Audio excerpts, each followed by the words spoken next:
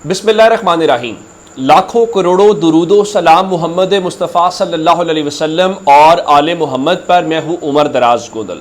मरीम नवाज शरीफ पंजाब की वज़ीर आला हैं और आप जानते हैं कि वो मुल्क से बाहर हैं और वो एक दौरे के ऊपर हैं, और हमें बताया गया था कि वो 5 रोज़ के दौरे के ऊपर जो है वो जापान जा रही हैं। और जो वज़ीर आला पंजाब का ऑफिस था,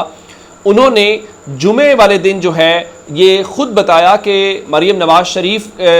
जो है वो सरकारी दौरे पर एक खुसूसी दावत के ऊपर जापान 5 रोज़ के दौरे के ऊपर रवाना हो रही हैं। और उसके बाद हमें बताया गया कि वो थाईलैंड पहुंच गई हैं जुमे वाले दिन, और वहाँ पे जो दारुल हुकूमत बैंकॉक है वहाँ पर वो उनका इस्तकबाल करने की जो फुटेजेस थी वो सामने आई। और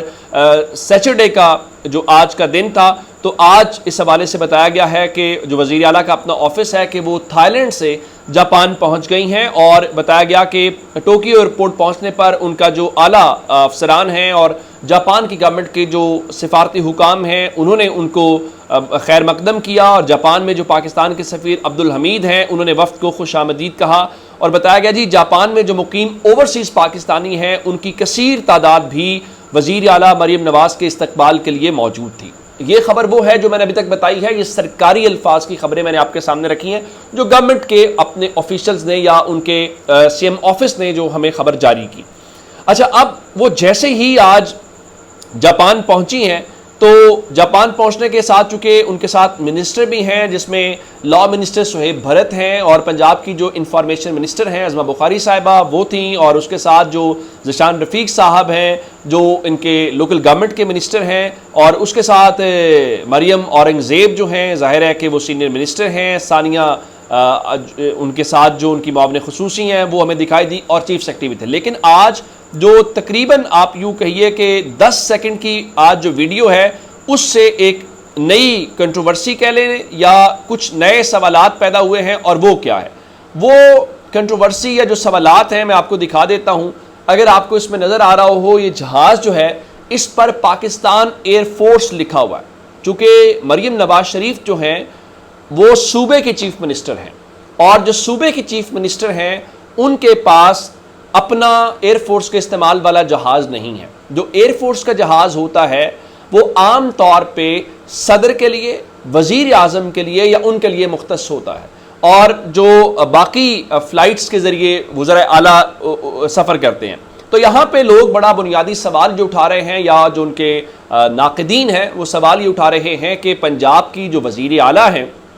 वो किसी अपनी कमर्शियल फ़्लाइट से क्यों नहीं गई, या पंजाब की जो चीफ मिनिस्टर हैं उन्होंने ये जो सरकारी जहाज़ है वो अगर इस्तेमाल किया है तो क्या ये वज़ारत ख़ारजा का दौरा समझा जाएगा, या फिर ये वज़ीर आज़म और काबीना की मंजूरी के साथ समझा जाएगा। और इस सिलसिले में हमें ये बताया गया है कि जो चीफ मिनिस्टर पंजाब हैं उनके हवाले से अज़मा ज़ाहिद बुखारी साहिबा ने जो ट्वीट 4 घंटे पहले किया, उन्होंने कहा जी chief minister Punjab Maryam Nawaz Sharif Japan पहुंच गई हैं, जहां आला जापानी हुकाम और ओवरसीज पाकिस्तानियों ने उनका इस्तकबाल किया। तो कहने का मतलब ये हुआ कि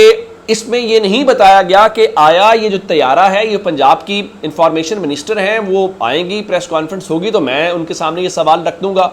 कि आप ये बताएं कि क्या ये काबीना की मंजूरी के साथ गया है, कि क्या ये वज़ीर आज़म की मंजूरी के साथ गया है, या मरीम नवाज शरीफ साहिबा चूँकि वो चीफ ऑर्गेनाइज़र भी हैं मुस्लिम लीग नून की, और वो नवाज शरीफ साहब की साहबजादी भी हैं, तो क्या वो इंटाइटल्ड हैं इस जहाज़ के लिए या इस प्रोटोकॉल के लिए। और फिर एक सवाल उसमें इसलिए भी ये किया जा रहा है कि अगर अली अमीन गंडापुर किसी दौरे पे जाते हैं या गैर मुल्की दौरे के ऊपर जाते हैं जो कि मुस्लिम लीग नून से उनका ताल्लुक नहीं है, तो क्या उनको भी यही प्रोटोकॉल और यही प्रिविलेज जो है वो हासिल होगी, या ये सिर्फ और सिर्फ मुस्लिम लीग नून के जो चीफ मिनिस्टर्स हैं ये उनके लिए हासिल है। तो ये एक नई कंट्रोवर्सी आज ज़रूर बनी है, और लोग उसमें सवाल उठा रहे हैं कि ये वज़ीर आज़म या काबीना की इजाज़त से मुमकिन है, तो क्या ये जो VIP मूवमेंट के लिए सूबे की एक चीफ मिनिस्टर को ये एजाज़ हासिल हुआ है, तो क्या ये बाकी को भी हासिल होगा। ये आज की सबसे बड़ी स्टोरी हमारे सामने आई है। नंबर 2 स्टोरी जो है, एक तो सुहेल बड़ाई साहब के आर्टिकल के हवाले से खबरें जो थी वो तो सबके सामने थे ही थी। तो अब जनाब जो सुहेल बड़ाई साहब हैं उनकी फील्ड मार्शल के साथ जो मुलाकात की तस्वीर है وہ بھی منظر عام پہ آ گئی ہے، جس میں آپ دیکھ سکتے ہیں کہ فیلڈ مارشل جو ہیں وہ برسلز میں موجود ہیں اور جناب سہیل وڑائے صاحب بھی ان کے ساتھ موجود ہیں، جہاں پہ ملاقات کو لے کر انہوں نے بتایا کہ ان کی 2 گھنٹے ملاقات ہوئی ہے، بہت سارے جو انہوں نے سوالات کیے ان سوالوں کے مطابق ان کو جواب ملے ہیں۔ تو اس تصویر کو لے کر وہ جس طرح کہا جا رہا ہے کہ کالم منظر عام پہ آیا تو وہ تصویر بھی منظر عام پہ آئی۔ اب چونکہ سہیل وڑائے صاحب کا ذکر ہوا تو پھر محسن نقوی کا ذکر ہوتا ہے، تو محسن نقوی صاحب لاہور میں آج کہہ رہے تھے کہ ہمارے چند لوگ انٹیلیجنس ایجنسیوں کو برا بھلا کہنے سے باز نہیں آتے۔ تو چلیں آج آپ نے اجلاس بلایا ہوا سینٹ کا، تو قومی اسمبلی سے چونکہ آپ نے بل منظور کر لیا ہوا ہے انسداد دہشت گردی ترمیمی بل جو ہے، تو اب وہ منظور ہو جائے گا، سینٹ سے بھی قانون بن جائے گا، تو آپ جس پہ آپ کو شک گزرے گا اس کو آپ 6 مہینے کے لیے بغیر کسی کورٹ پروسیجر کے آپ اس کو 6 مہینے اپنی کسٹڈی کے اندر رکھ سکیں گے۔ اور کہا تو یہی جا رہا ہے جی ہم نے دہشت گردوں کے لیے یہ لا بنایا ہے، لیکن سب لوگ جانتے ہیں کہ پاکستان میں جب لاز بنتے ہیں تو اس کا استعمال کیسے ہوتا ہے۔ مثلاً اب میں جب یہ کہہ رہا ہوں کہ کیا جناب فیصل باوڑا کی باری بھی لگ گئی، یہ میں کیوں کہہ رہا ہوں؟ میں اس لیے کہہ رہا ہوں کہ آپ نے دیکھا کہ پہلے محسن نقوی صاحب کے ذریعے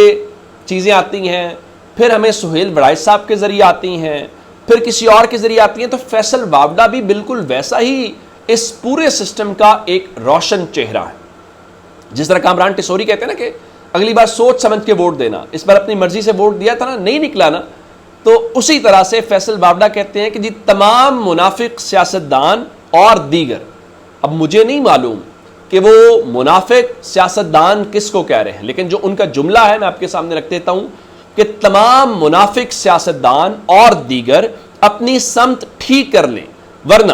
پاکستان کی ترقی کا جو تسلسل جاری ہے اس میں رکاوٹ پیدا کرنے والے بڑے بڑے ترم خان رگڑ دیے جائیں گے۔ میں امید کرتا ہوں سب کو میری بات صحیح طرح سمجھ آ رہی ہے۔ اب پہلی بات یہ ہے کہ پہلا سوال منافق سیاستدان کون، نمبر 2 جو ترقی کا تسلسل ہے وہ کہاں پہ ہے، نمبر 3 وہ ترقی کے تسلسل میں جو رکاوٹ پیدا کی جا رہی ہے تو یہ کون پیدا کر رہا ہے۔ تو اب آگے رگڑ دیے جائیں گے، اب اس میں تحریک انصاف والوں کو تو میرے خیال آپ شامل نہیں کر رہے ہوں گے نا، وہ تو آلریڈی رگڑے جا رہے ہیں، وہ تو آلریڈی جیلوں کے اندر ہیں۔ تو ایک سوال آخر میں یہ ہے کہ جناب فیصل باوڑا کا آخر مخاطب کون ہے، کس کے حوالے سے وہ کہہ رہے ہیں؟ آیا یہ گورنمنٹ کے لیے کہہ رہے ہیں؟ کیا اپوزیشن تو آلریڈی دیوار کے ساتھ لگی ہوئی، اب صرف اتنا باقی ہے کہ تحریک انصاف کو، ان کے ایم این ایز کو، ان کے ایم پی ایس کو آپ اس دیوار میں چن دیں، اس کے علاوہ کوئی بات جو ہے وہ رہ نہیں گئی۔ جاتے جاتے اب چونکہ بیانیہ اور بہت ساری باتیں ہیں تو میرا خیال ہے سسٹم کے لیے ایک مدد اور آن پہنچی ہے، اور لوگ کہتے ہیں نہیں جس طرح سہیل وڑائے صاحب کہتے ہیں کہ اب یوٹیوبرز کے پاس پاکستان تحریک انصاف کی وہ کمان ہے، تو ان کو مبارک ہو۔ جناب جواد احمد جو گلوکار بھی ہیں اور ایک پارٹی کے سربراہ بھی ہیں، تو وہ کہتے ہیں جی میں واحد آدمی ہوں جو تحریک انصاف کا بیانیہ الٹا بھی سکتا ہوں، تباہ بھی کر سکتا ہوں، برباد بھی کر سکتا ہوں، اور ان کے مطابق تحریک انصاف میرے سامنے کھڑی نہیں ہو سکتی، اور ان کے مطابق میں تحریک انصاف کو تگنی کا ناچ نچا رہا ہوں۔ میرے خیال سے جہاں پہ فیصل باوڑا، انوار الحق کاکڑ، محسن نقوی کو سسٹم نے اتنا نوازا ہے یا اتنی ذمہ داریاں دی ہیں، تو جو فیصلہ ساز ہیں جن کے پاس فیصلہ کرنے کا اس وقت تمام پاکستان میں طاقت اختیار ہے، وہ جناب جواد احمد کو کوئی اہم ذمہ داری ضرور سونپیں گے۔ یہ کارڈ بھی ضرور آزما لینا چاہیے۔ اپنا بہت سارا خیال رکھیے گا۔ خدا حافظ۔